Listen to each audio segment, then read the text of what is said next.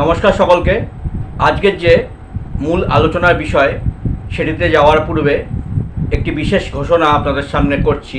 আবারও পূর্ণিমা অমাবস্যায় অনেকের অনুরোধে দীক্ষা পর্ব চালু করছি। আপনারা যারা নতুন তন্ত্র লাইনে এসেছেন বা তন্ত্রকে শিখতে চাইছেন, তন্ত্রকে ভালোবেসে যারা এই পথে এগোতে চাইছেন, তন্ত্রের বিভিন্ন বিষয় সম্পর্কে জানতে চাইছেন, শিখতে চাইছেন, ষটকর্মের বিভিন্ন দিক, শুভকর্ম, বশীকরণ, উচ্চাটন, বিদ্বেষণ, মোহন, মারণ, সমস্ত বিষয়ে বিভিন্ন কাজে বিভিন্ন উপায় অবলম্বন করতে হয়। বিভিন্ন মন্ত্রের ভাগ রয়েছে, বিভিন্ন মন্ত্র দ্বারা বিভিন্ন কাজ করা যায়। বিভিন্ন তন্ত্রের সামগ্রী আছে, সেই সব সামগ্রী ইউজ করে তন্ত্রের বিভিন্ন মানুষের উপকার করা যায়। সেই সমস্ত কাজগুলি যারা শিখতে চাইছেন তাদের ক্ষেত্রে শেখার সুযোগ রয়েছে। এই গুরুদীক্ষা নিতে কী কী করতে হবে সমস্ত ডিটেলস আপনাদের জানিয়ে দেওয়া হবে। আপনারা হোয়াটসঅ্যাপে যোগাযোগ করুন। চ্যানেলে আমার নাম্বার দেওয়া রয়েছে, সেই নম্বরে হোয়াটসঅ্যাপ করলে আমি জানিয়ে দেব। আগে থেকে যোগাযোগ করবেন, আগে থেকেই নাম নেওয়া হবে। যে কজন আগে থেকে যোগাযোগ করবেন সে কজনকেই দীক্ষা প্রদান করা হবে এবং তন্ত্রের কাজ শেখানো হবে। তন্ত্রে কী কী সামগ্রী লাগে, কিভাবে হোম করতে হয়, কিভাবে তন্ত্রের বিভিন্ন মন্ত্রের প্রয়োগ করে বিভিন্ন কাজকে বার করে নিতে হয়, সমস্ত দিকগুলি আপনাদের ধীরে ধীরে যারা দীক্ষা নেবেন তাদেরকে শেখানো হবে।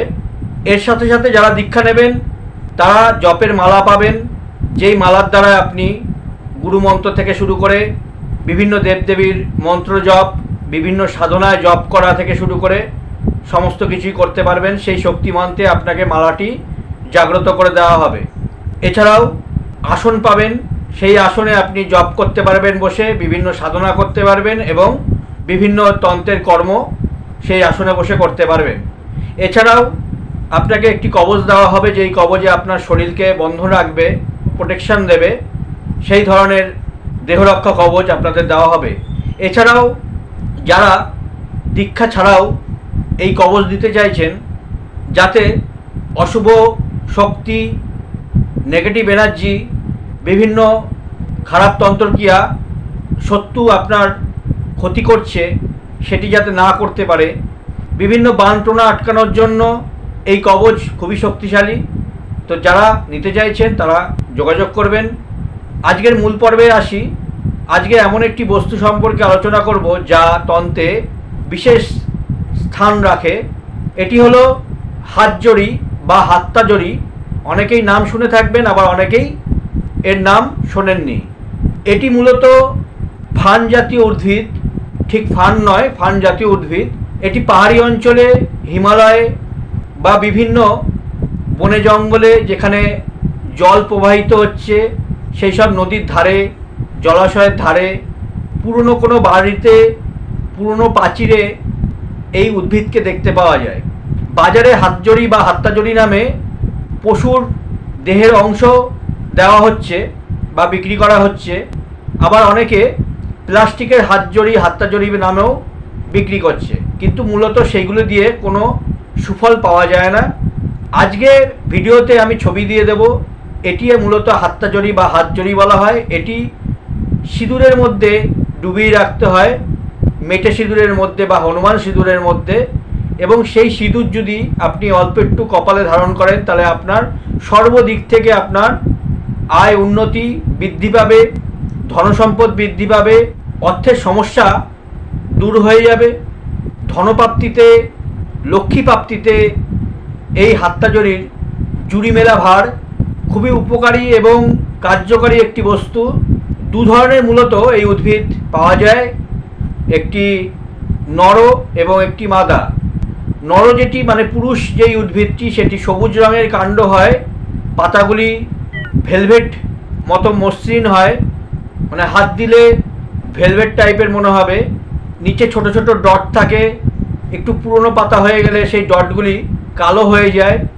আর মাদা যেই গাছটি সেটি একই রকম, কিন্তু এই গাছের কাণ্ডটি লালচে টাইপের কাণ্ড হয়।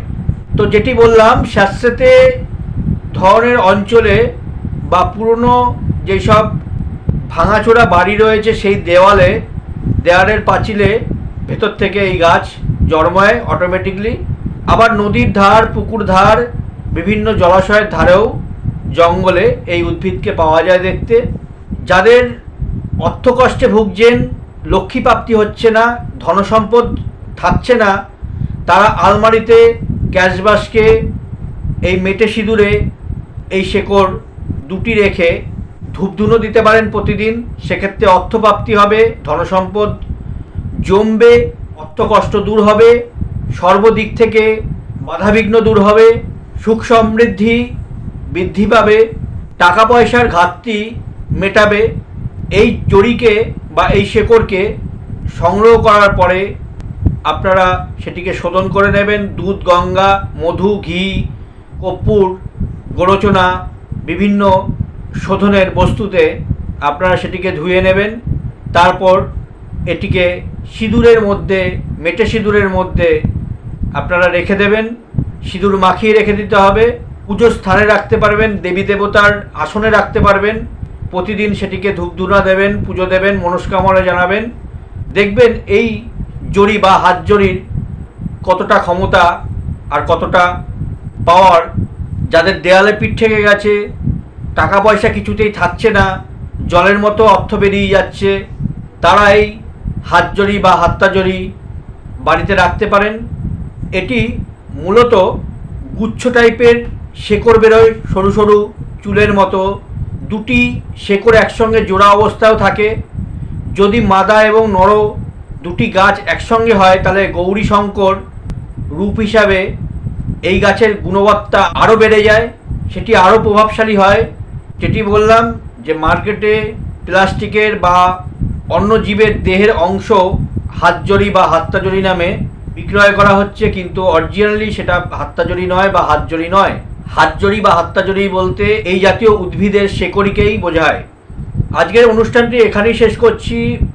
যারা বিভিন্ন সমস্যার মধ্যে রয়েছেন, শত্রুতা, স্বামী স্ত্রীর মধ্যে মতবিরোধ, একে অপরের মধ্যে সম্পর্কে টানাপোড়েন, কাউকে কাছে পেতে চাইছেন কিন্তু অবৈধ কোনো সম্পর্কে, অবৈধ কোনো চাওয়া পাওয়াতে যোগাযোগ করবেন না, সেক্ষেত্রে সেই সমস্ত কাজ আমি করি না। যারা স্বামী স্ত্রীর মধ্যে অশান্তি হচ্ছে, বা স্ত্রী স্বামীকে ছেড়ে অন্যত্র চলে গেছে, বা স্বামী স্ত্রীকে ছেড়ে অন্যত্র চলে গেছে, সেই ক্ষেত্রে যোগাযোগ করতে পারেন। শত্রু আপনার পেছনে পড়ে রয়েছে, শত্রুর জ্বালায় আপনি অতিষ্ঠ হয়ে পড়েছেন, সবসময় মনের মধ্যে অশান্তি, বাড়িতে অশুভ কোনো শক্তির ছায়া, নেগেটিভ কোনো জিনিস বাড়িতে অবস্থান করছে, যার ফলে বাড়িতে অশান্তি, ঝামেলা, শারীরিক অসুস্থতা, বিভিন্ন সমস্যা লেগেই রয়েছে। ছেলেমেয়ের পড়াশোনা বা খারাপ বন্ধুর সংসর্গে পড়ে বিপথে চলে গেছে আপনার সন্তান। এছাড়াও গ্রহগত সমস্যা, বিভিন্ন জন্মছকে মাঙ্গলিক যোগ, কালসর্প যোগ, শনির সাড়ে সাতি, এই সমস্ত অশুভ যোগগুলিতে মানুষকে বিভিন্নভাবে সমস্যার মধ্যে ফেলে দেয়। 9টি গ্রহের পজিশন কি আছে না আছে তার জন্মছক ভালোভাবে প্রেডিকশন করলেই তার নেগেটিভ দিক, পজিটিভ দিক বোঝা সম্ভব। সেক্ষেত্রে জন্মচার্ট প্রেডিকশন করা হয়। কোনো গ্রহ যদি নেগেটিভ অবস্থানে থাকে, খারাপ প্রভাব দেয়, সেক্ষেত্রে সেই গ্রহকে প্রোটেকশন দিয়ে, জীবনে সমস্যা আসবেই, সমস্যার সমাধান আছে। অ্যাস্ট্রোলজি তন্ত্রের কাজ হলো মানুষকে সঠিক দিশা দেখানো, সঠিক পথ দেখানো। তো যারা বিভিন্ন সমস্যার মধ্যে রয়েছেন তারা যোগাযোগ করতে পারেন। বিশেষ কিছু বললাম না, আজকে এইটুকুই। পরবর্তীতে আবারও একটি অনুষ্ঠানে আপনাদের সঙ্গে দেখা হবে। ভালো থাকবেন, নমস্কার।